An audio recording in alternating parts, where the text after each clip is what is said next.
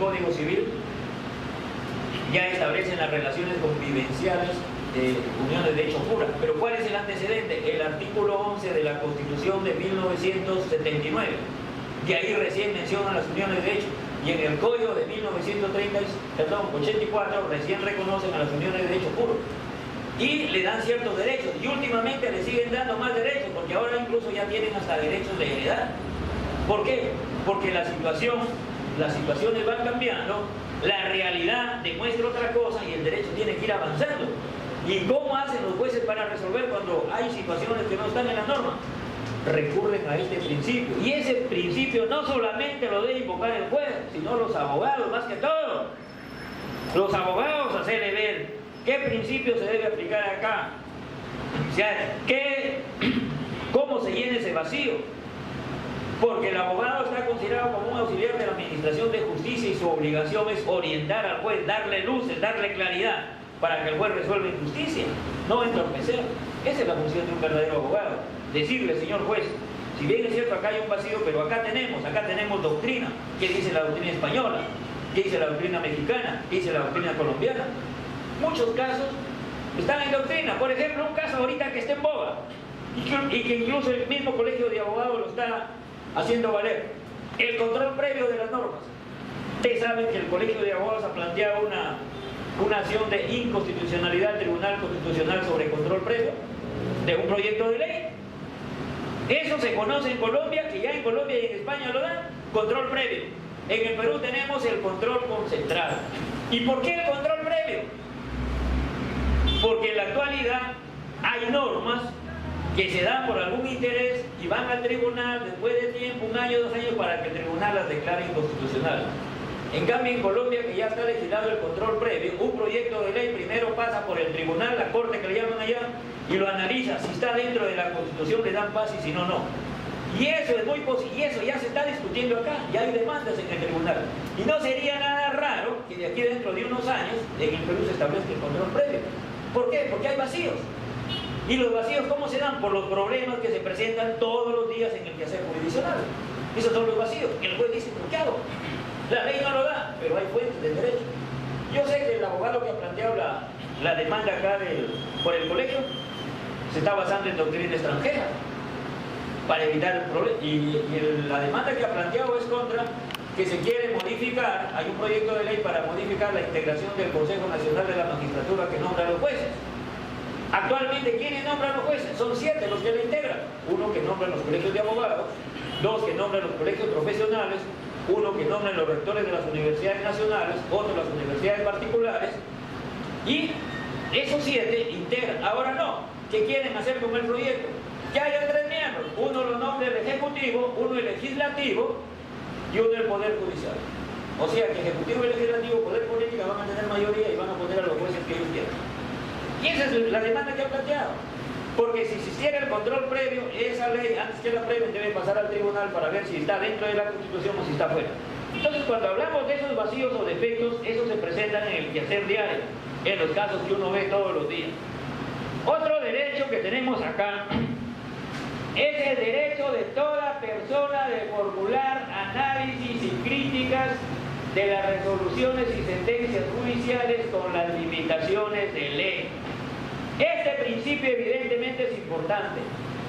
Tiene su razón de ser en el hecho de que las críticas que se formulen a las decisiones judiciales desde el punto de vista doctrinal y normativo propician su mejoramiento. Por ello constatamos la publicación de libros, revistas y otros medios de difusión con comentarios de resoluciones que vienen dictando nuestros organismos jurisdiccionales, especialmente por entidades de la materia. En muchos casos estos comentarios han reorientado los criterios de decisión judicial en asuntos donde la ley es oscura, ambigua o hay un vacío.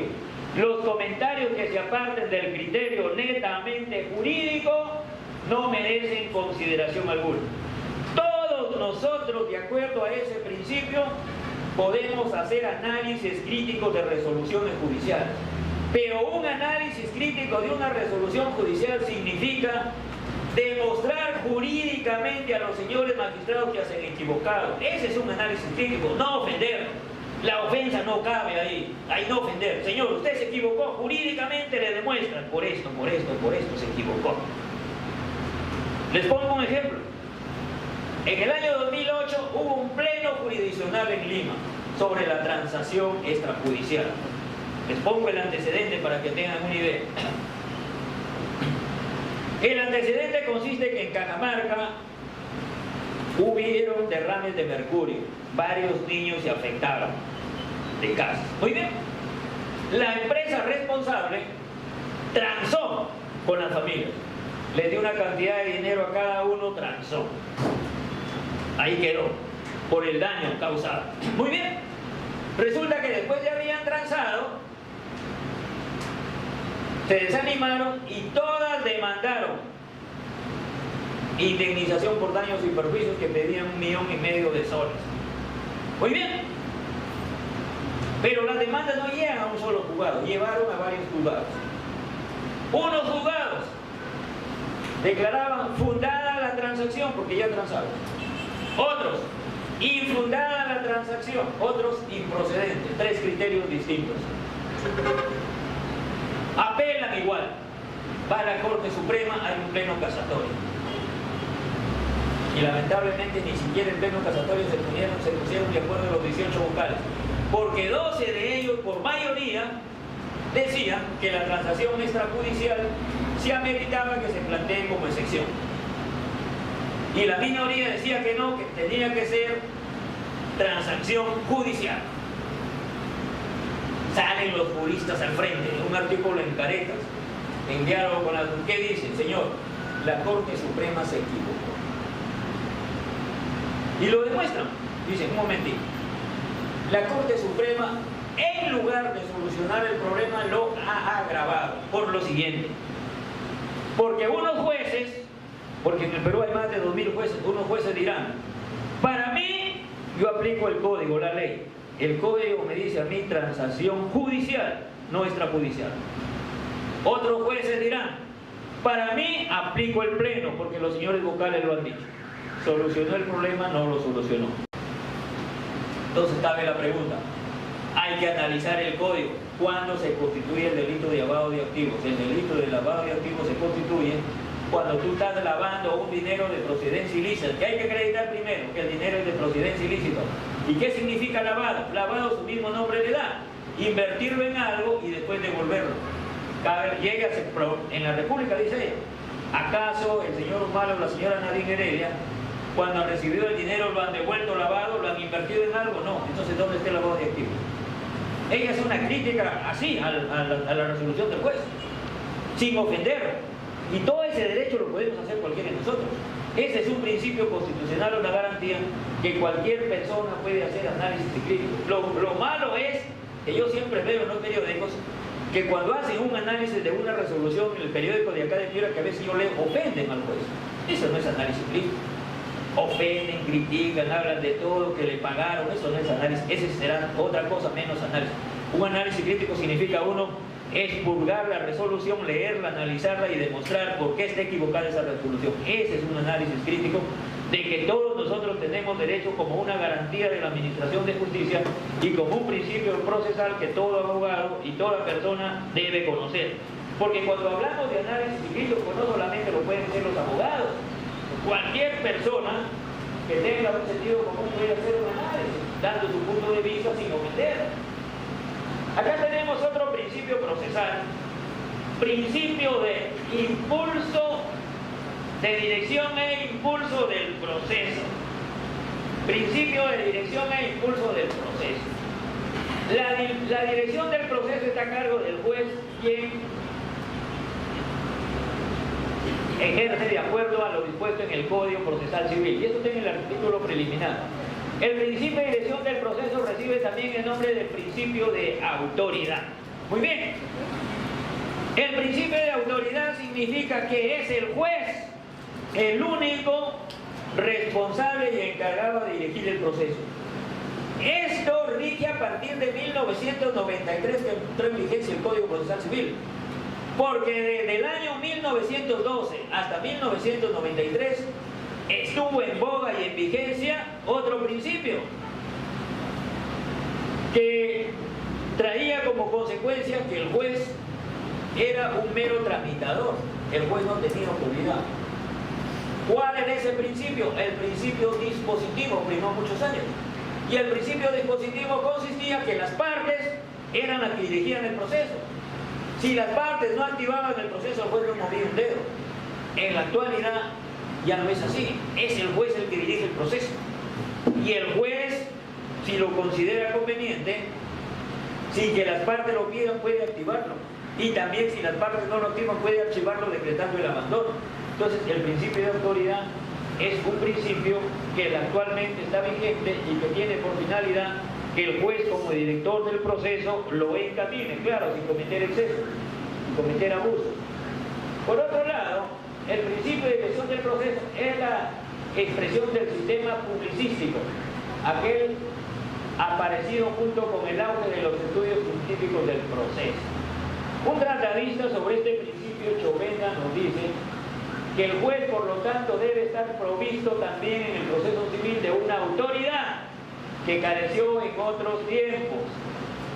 Y este principio va de la mano con el principio de impulso, de oficio de impulso del proceso. Quiere decir que el juez, sin que nadie le pida, puede impulsar el proceso. Son dos principios que están en uno solo. Después tenemos aquí otro principio. Principio de iniciativa de parte para generar un proceso. Bien, en procesal civil la cosa es distinta a procesal penal, es distinto.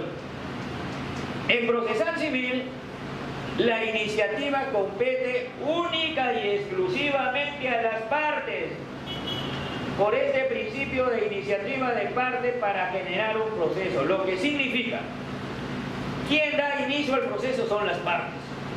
Las partes. Por ejemplo, hay un accidente de tránsito, vamos a poner un ejemplo.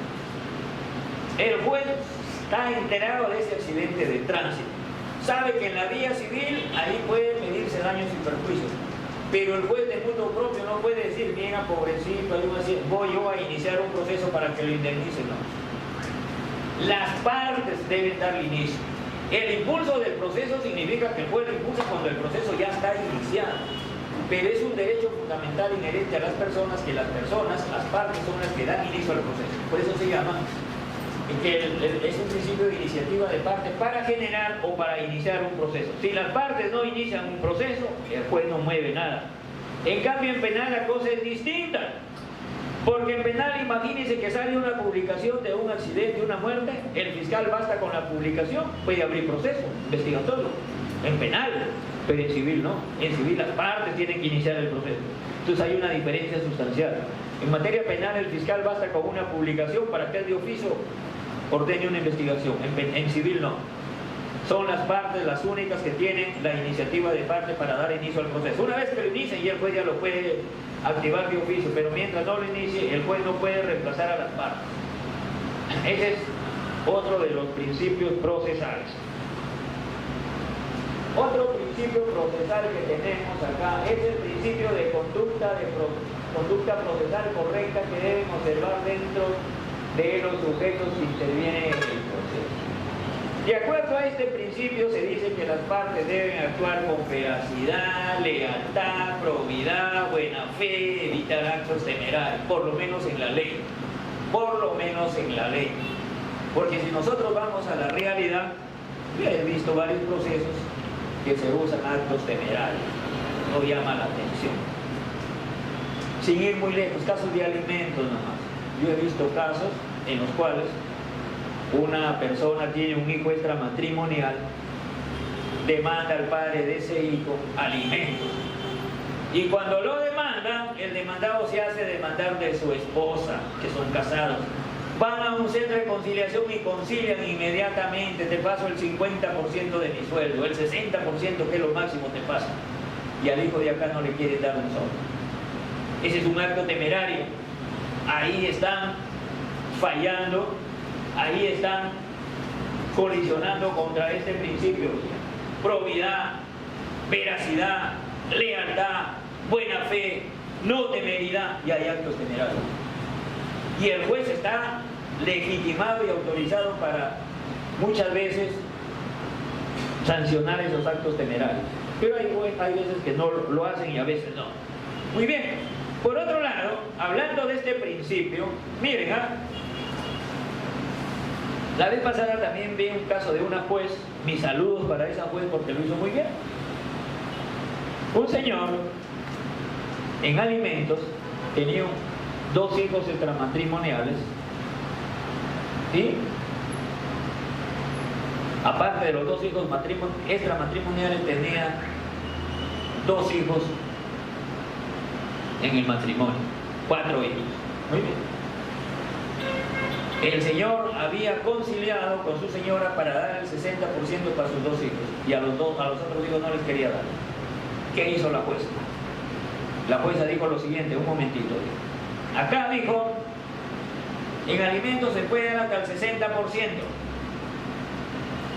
Un cálculo matemático, 15% para cada uno. Significa que acá se le debe dar el 30% y a los otros el 30% y los 40% son de él. ¿Qué dijo la jueza? Dijo, un momentito, dijo.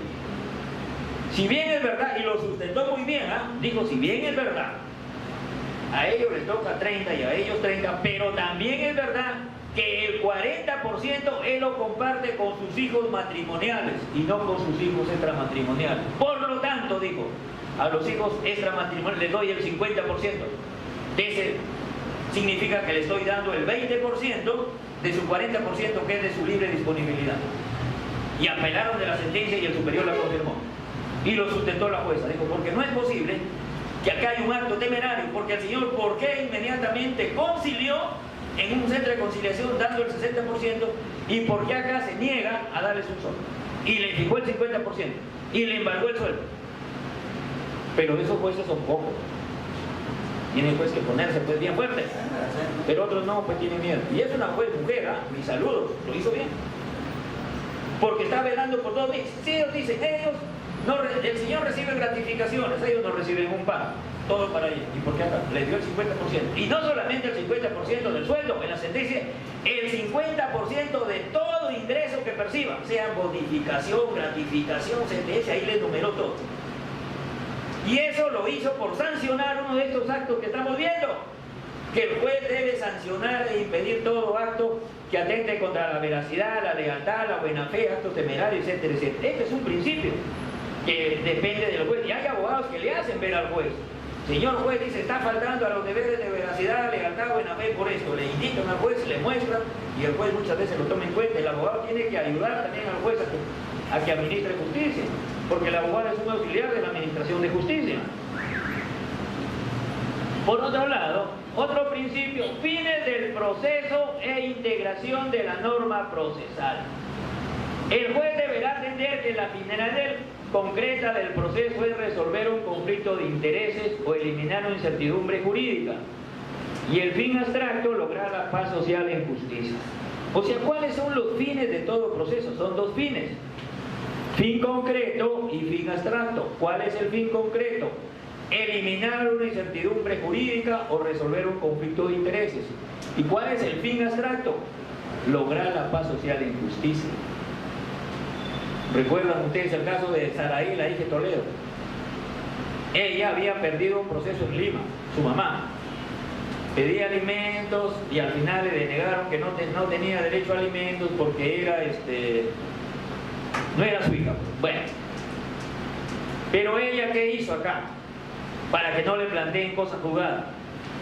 Planteó otra demanda, inteligentemente hizo, no, quiero que se elimine una incertidumbre jurídica. Quiero saber si es mi padre o no es mi padre.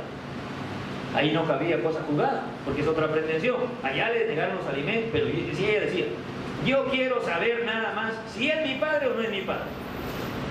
Y al final, como era su padre, terminó por aceptarlo, porque al final conciliaron. Ese es un proceso, uno de los fines del proceso, eliminar una incertidumbre jurídica. Yo quiero eliminar esa incertidumbre, eso no es mi padre, nada más, el resto no me interesa. Pero después que ya dijo que era el padre, ya se fue a la otra pretensión, alimentos, porque ya tenía la base. Y ahí no le pudieron alegar ya cosas jugadas, porque ya tenía la base y ya estaba demostrado que era así. Y al final tuvo que darlo. Miren, esos son los fines del proceso. 2. Lograr la paz social en justicia, eliminar la incertidumbre con ese fin concreto. Y el fin abstracto, lograr la paz social. Fin abstracto, vivir en paz. Fin concreto, 2. Eliminar la incertidumbre o resolver un conflicto de interés. Y los conflictos de interés hay todos los días. Y uno cuando va al juez, lo primero que tiene que pedir es: señor juez, quiero eliminar esa incertidumbre. O señor juez, quiero que resuelva este conflicto de intereses. ¿Quién tiene la razón? Y en un proceso no hay empate. O le dan la razón al demandante o le dan razón al demandado. No hay empate en un proceso civil, por si acaso. No es como un partido de fútbol. Bien. Sí, diga. Disculpe la... Diga usted, le escucho. Antes usted habló sobre el caso Narín, ¿se acuerda? Sí. La conducta demostrada inicialmente por esta señora aparentaba que ella decía la verdad. Sí. Pero cuando se demostró que eran sus agendas, era su letra... Ah, no, me está hablando de Saraí. No, Saraí Toledo, no. Y antes de eso usted habló sobre el caso Narín. El caso Narín. Ya. Cuando se demostró su letra, sus agendas, que los 3 millones los recibió, si bien es cierto no los metió a la campaña, como para poder devolver después. Entonces, ella se apropió de un dinero sin declarar multinacional, de fuente extranjera. ¿Debo entender? Entonces ahí cometió un delito ya. Sí, pero yo quiero aclarar lo siguiente, ya lo entendí, mire, ve. Usted, bueno, este es penal, yo le voy a penal, no estamos en penal, yo le voy a aclarar. En penal funciona, no, yo le voy a aclarar, en penal funciona el principio de tipicidad. Ya, cuando un fiscal denuncia por un delito, tiene qué delito has cometido. Principio de legalidad. ¿Qué dice el principio de legalidad? El artículo, el inciso 24D del artículo 2 de la Constitución. Nadie podrá ser sancionado ni condenado por acto u omisión que al tiempo de cometerse no esté claramente tipificado en la ley. Muy bien. Entonces, cuando el fiscal, para respetar este principio, cuando él acusa, tiene que decir que acusa por este delito, por esto de proceso. Pero si se equivoca de tipicidad, te juzgan por otro, ya en el transcurso del proceso no puede decir al final me equivoqué. No. ¿Él por qué ha denunciado? Lavado de activos. Ya. Yo lo que dije cuando toqué ese caso fue que Rosa María Palacios está haciendo una crítica a esa resolución porque todos nosotros tenemos ese derecho de hacer críticas, todos. O críticas a favor o críticas en contra, pero críticas que ayuden a la justicia a resolver un caso, que ayuden. Pero el hecho de que usted dice, bueno, están las agendas, que ella se apropió del dinero, todo lo que usted quiera, pero eso tipifica el delito por el cual está siendo procesada, o es otro delito. Y si es otro delito, está mal tipificada. Porque, ojo, cuando uno te sancionan te juzgan por un delito, no te pueden condenar por otro, ¿sí o no? Afectación al debido proceso, si no, ¿dónde estaríamos? Pues a mí me juzgan por robo y después me salen condenando por homicidio. Doctor, ella recibió un dinero. Está bien, sí. O sea, se le acusa por lavado. Ya. Porque prácticamente lo embolsó en su casa y lo excluyó de sus familiares. A ella lo lavó. Ya. Ahora, por extensión, vulneró lo tipificado por SUNAT, el delito de fuente extranjera. No le ya, está bien. Usted dice, hay falsedad genérica. A ella se le está denunciando por falsedad genérica. A Humana se le está denunciando. No, yo le digo es que los abogados tienen que, en materia penal, esto no es penal, es civil, en materia penal, tienen que tener mucho cuidado al tipificar la comisión de un delito. Mucho cuidado. Si te equivocas, al final vas a perder. ¿Por qué vas a perder? Porque no vas a poder probar. Porque tú no puedes, como un fiscal, decir, bueno, yo te acuso por este delito y después cuando te acuso te voy a acusar por otro delito cuando tú no has sido procesado por ese delito. ¿Qué se afecta ahí? Se afecta el derecho al debido proceso. Te están condenando por otro delito que no ha sido procesado. Yo me refiero a eso. Entonces yo me refería no a eso, sino a que Rosa María Palacios está haciendo una crítica. Y ese es un derecho que tenemos todos, que cualquiera lo puede hacer. De repente usted puede hacer una crítica a favor diciendo que está bien lo que hace el fiscal, pero tienen que hacerlo pues diciendo punto por punto, analizar el artículo, en qué consiste el delito de lavado de activos, cuáles son los presupuestos para que haya lavado de activos, porque tienen que cumplirse los 3 presupuestos Y si no se cumple uno, no hay delito. Así es. Si no se cumple, todo delito tiene sus presupuestos, usted sabe. Si falta un presupuesto, no hay delito. Y si hay otro delito, pues que se le procese por otro delito, pero eso al comienzo. A eso me refiero. Entonces cualquier persona tiene expedito su derecho. ¿Para qué? Para hacer un análisis crítico de eso. De repente alguien dice, bueno, para mí está bien, lo motive pues, lo publique, así como han publicado, que lo publique, que está correcto lo que se está haciendo por eso. O el que dice que no está de acuerdo, que está incorrecto. Ese es el análisis crítico como un principio de la Administración de Justicia, de hacer análisis críticos de resoluciones judiciales. Cualquier persona lo puede hacer, cualquiera, pero siempre y cuando diga pues cuál es su punto de vista. Lo que yo decía, que no está permitido ofender, que tú comienzas a ofender al juez, como a veces veo un periódico que dice que el juez se vendió, le pagaron. Eso no está permitido, pero cualquiera puede hacerlo. Ahora, el hecho que si hubo o no hubo delito, eso se ve en el proceso, pero tienen que cumplirse todos los presupuestos. Yo les digo lo que he leído, ¿no? Que ahí están diciendo que no se cumplen los presupuestos. ¿Cuáles son los presupuestos? ¿Para qué hagan hecho? Si se devuelve el dinero. Lavado. ¿Se devolvió lavado o no se devolvió? Falta un presupuesto. Y si falta un presupuesto, ¿hay delito o no hay delito? A eso me refiero. Ahora, ¿que hay otro delito? Puede haber, hay. Pero tienen que denunciar por ese otro delito. Así es, en penal es así. En penal es así, lamentablemente. Yo no soy penalista, pero por lo menos algo leo. Penal es así. Y si usted lo consulta como un penalista que está metido en eso, es mejor. Yo soy civilista, pero algo leo. Y a veces me espanto. Porque es cierto. Así es. Y eso se está discutiendo todos los días. Y uno se entera por el periódico, por la radio, por la televisión, pero uno se pone a pensar, ¿qué pasó acá? Yo no digo que no han delinquido, ese es otro asunto, pero el asunto está que hay veces uno se equivoca al tipificar. Lo que Rosa María Palacios no está diciendo tampoco que no hay delito, ella dice que está mal tipificado. Es su punto de vista. De repente usted dice que sí está bien tipificado, también puede hacer una publicación haciendo un análisis crítico de la sentencia que dio el juez, también tiene todo el país su derecho. Ese es el principio que yo estaba hablando, el principio que hablé anteriormente de hacer análisis críticos de las resoluciones judiciales, que cualquiera lo puede hacer, cualquier persona, así es. Este principio es el complemento que nosotros estábamos viendo en el caso de vacío, que ya lo hemos visto, que también tiene rango procesal y rango constitucional. Y aquí tenemos otro principio, el principio de inmediación. El principio de inmediación tiene por finalidad procurar que las audiencias se realicen en forma inmediata, en un solo acto, los medios probatorios, siendo indelegable bajo sanción de nulidad. Muy bien. El principio de inmediación consiste en que el juez debe actuar todas y cada una de las pruebas porque él es el que va a resolver, es decir, debe estar en contacto inmediato con las partes, en contacto inmediato con las partes. A eso me refiero. Ese es el principio de inmediación.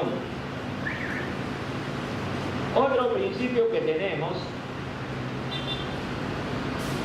es el principio de concentración. El principio de concentración es una consecuencia lógica del principio de inmediación, que consiste que el juez en un solo acto debe concentrar todos los medios de prueba para que en su momento pueda expedir una sentencia fundada en derecho. Eso es lo que se refiere al llamado principio de inmediación, que va de la mano con el principio de concentración. Después tenemos el principio de economía procesal. El principio de economía procesal es un principio que tiende a la reducción de actos procesales sin malograr el proceso. ¿Cómo es eso? Un juez, por el principio de economía procesal, puede suprimir ciertos actos, pero al suprimir esos actos no perjudica a las partes. Vamos a poner ejemplos. Miren, un juez, después que sanee el proceso, debe citar audiencia de pruebas. Fija los puntos controvertidos, audiencia de pruebas. Cita una audiencia en donde cita las partes y se van a actuar todas las pruebas. Ese es el objetivo. Pero ¿qué pasa si el juez, cuando sanee el proceso, fija los puntos controvertidos, analiza las pruebas de ambas partes y dice, ¿qué pruebas han ofrecido las partes? Documento de boca tal, documento tal, documento tal. La otra parte, documento tal, documento tal, documento tal. Cabe la pregunta, ¿se justifica que el juez cite a una audiencia de prueba de acá 5 meses y que de acá 5 meses cuando vengan las partes le diga tomen asiento, téngase presente los documentos que usted presentó, téngase presente los documentos que usted presentó y terminó la audiencia? ¿Se justifica? No.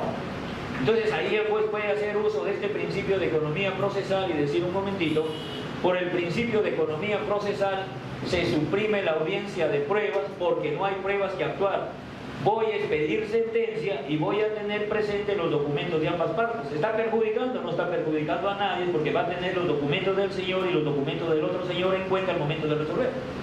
Entonces el principio de economía procesal permite que el juez pueda suprimir ciertos actos procesales siempre y cuando no cause perjuicio a las partes. Si causa perjuicio no lo puede hacer. Y el principio procesal, este principio procesal de economía procesal para los jueces es un derecho. La ley orgánica del Poder Judicial establece que el principio de economía procesal es un derecho, es un deber de los jueces. Pero para el abogado justiciable es un principio que lo puede invocar, señor juez, juzgamiento anticipado del proceso, no hay pruebas que actuar, expida usted sentencia. Las pruebas son documentales, ya las tiene usted a la mano. Ese es el principio de economía procesal, que este principio de economía procesal va de la mano con el principio de celeridad procesal.